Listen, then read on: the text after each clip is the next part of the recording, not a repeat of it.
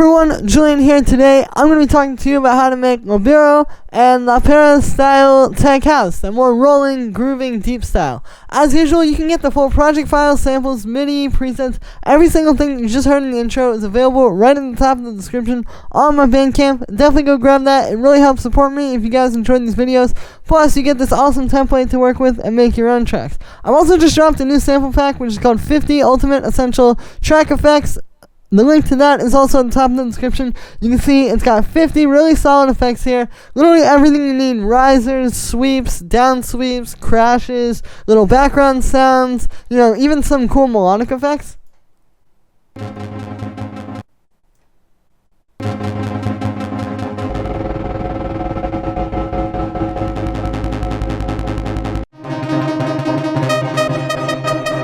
Really everything you need to make a track, you got in there in terms of effects. It's also got a demo track with it. So yeah, definitely go grab that. Links at the top of the description. Thank you for the support, guys. You can also get the project from this video there. Let's dive in. So, we're on 126 BPM, and the first thing that we have going on here is the bass.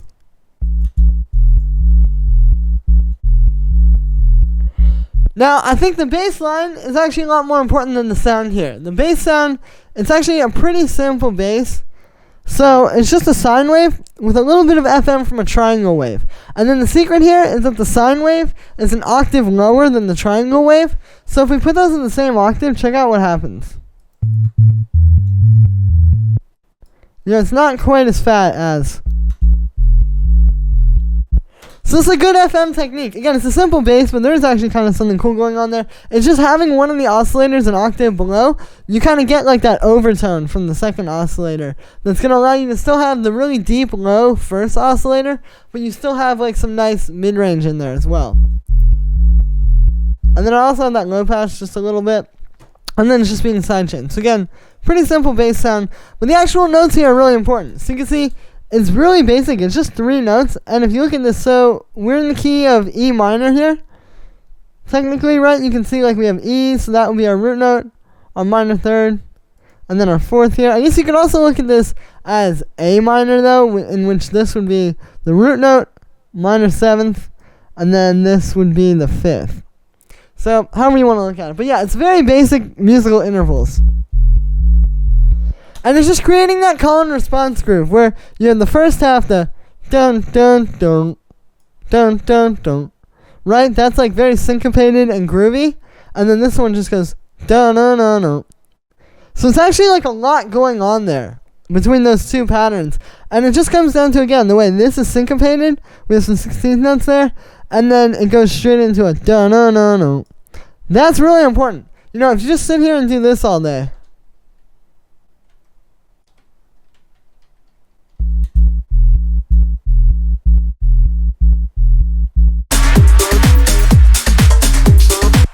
it doesn't quite have the groove because you need the call and the response.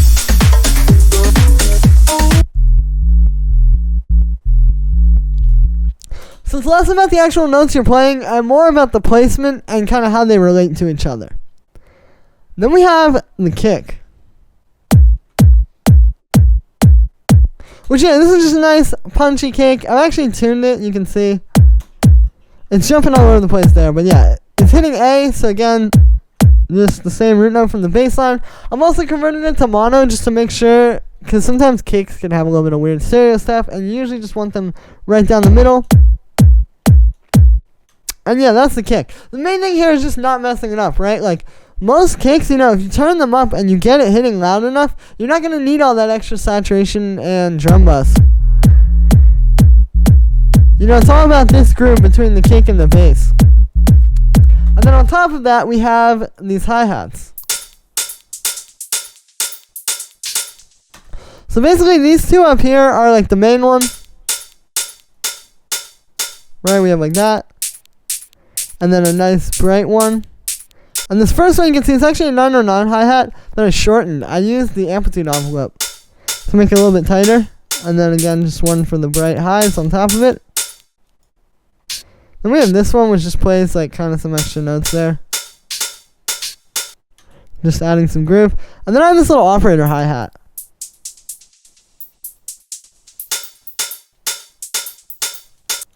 And it sounds really quiet, right? It's just a little like in the background. But it actually goes a long way for just adding some high end to the percussion. You know, if you turn this off in the overall track, your percussion is going to feel a lot darker. Right? Compared to this is with it. But also you can hear it's just adding a little bit of movement in the background. All it is it's just a really short white noise here with a bandpass filter, which has an LFO, which is just constantly moving the filter. And then we have a bit of echo and a high pass filter. You know, it's a pretty basic sound, but again, it just adds like a little bit of movement in there in the high end. It kind of tickles your ears a little bit. And on the group of that stuff, we don't have any processing. Then we have the percussion.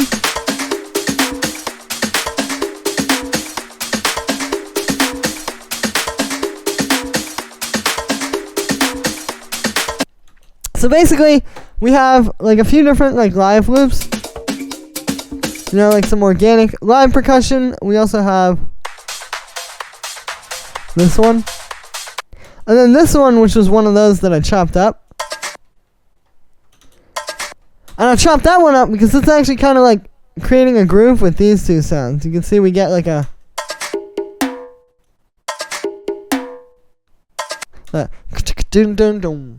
Right, so it kind of goes back to what I was saying with the bass line. It's all about that call and response. Like we have these three things, like this little chop, these two hits, and then this one hit, kind of happening in a sequence. And that creates like a call and response type of pattern.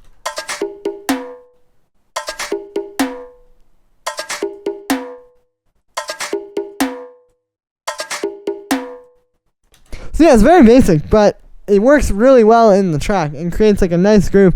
And also it helps to have, you know, like your main drums that are kind of constantly moving really quick. And then these three sounds move pretty slow, right? Just doom doom doom.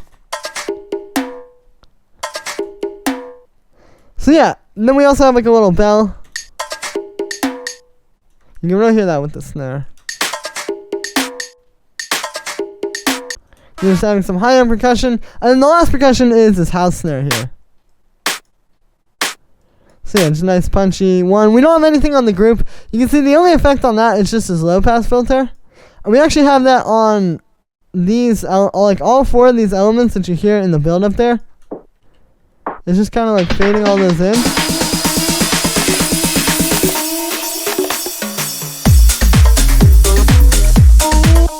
And then it opens up right when we hit there. Then underneath that, the last sort of like percussion element that we have is these two little vocal chops actually. So it's just these two little vocal samples that I brought into a drum rack, and if I play with the metronome you can hear. Right, it's just playing that. So on its own it might seem a bit odd, but listen to that with the percussion groove.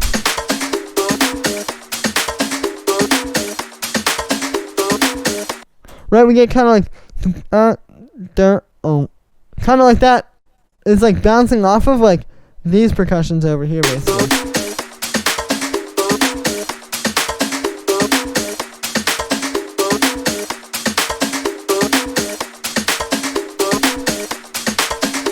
And yeah, so it's a subtle way to add a lot of groove and also add something that is the groove, but it's not like just another drum. Like we have enough drums in this track. We don't need another one, but this is just one little thing to really bring that to life. And yes, and then we have sort of like the effects, which start with this fill here.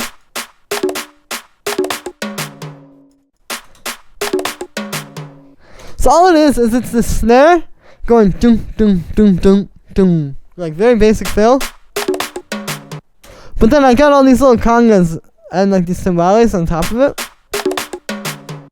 like getting like a kind of triplet groove there. Doom doom doom doom doom. Kind of like slows it down really quick, and then it goes right back into the beat with the dum dum, and then we hit. So it's kind of an effective thing. And then over here I just took like the beginning chunk of that right there and used it for that. So yeah, and then we have like the building effects. Like I just have a snare, just straight 16th notes with the utility. We have this crash, which is, you know, like once every bar or so.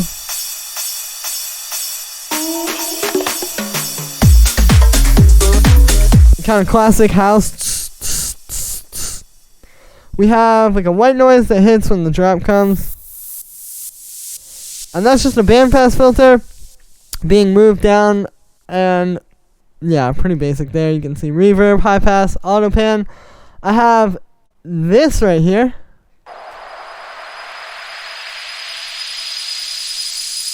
Which is a sweep I made using kind of some techniques that I used for that effects pack I was telling you guys about at the beginning. That's at the top of the description. But all this is it's just a white noise with a bandpass filter building up. But then I have a flanger on there. And that's essentially what's giving it kind of a more interesting flavor. You can see we've got the LFO.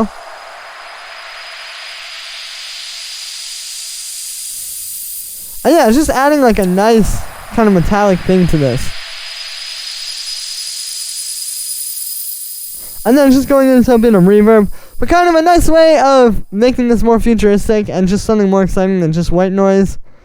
Then we have some little audio effects. So this is just like a vocal sample. You know, just like a hook for when the drop hits. You don't want this to be happening too much, but just having it right there.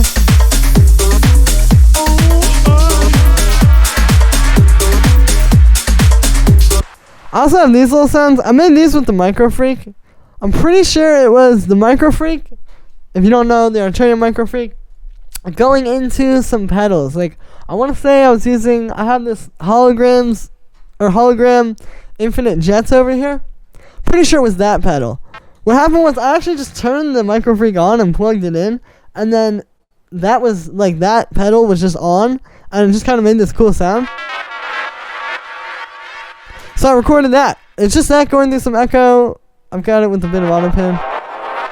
There's another one right there, and then I also have it in the intro. And yeah, this just kind of gives you something in the background that's like a synth, but it's also not too melodic. You know, the style isn't that melodic, right? It's a lot more about the rhythm. So these kind of like synth effects can be really effective for this, to just kind of fill up the background without doing too much. You know, it still lets the rest of the groove shine. And then the last thing down here is this little vocal transition thing that I did.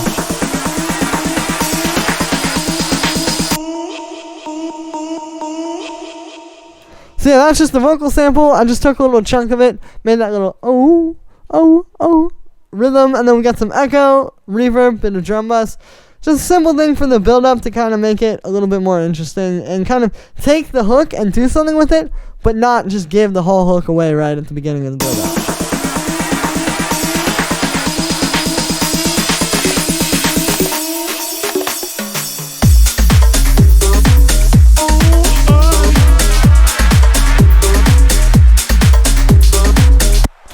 So yeah, that is it for the elements, and that is going to be it for this video, guys. I hope you enjoyed. As always, make sure to like this video as well as subscribe, and let me know what you think of this video in the comments. Like I said in the beginning, you can get this full project file, samples, MIDI, presets, literally every single thing from this video is available at the top of the description on my Bandcamp for just $5. This really helps support me, so if you guys enjoyed these videos, definitely go grab it, because you get an awesome template with some great samples.